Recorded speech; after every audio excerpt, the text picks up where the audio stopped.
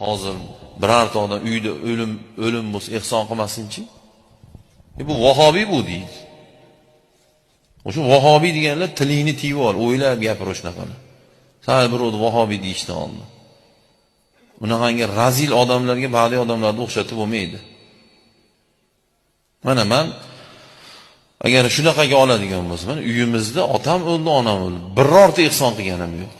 Birorta dasturxon solib ehson qilganim yo'q. Ehson bu ba'zi dasturxon solib.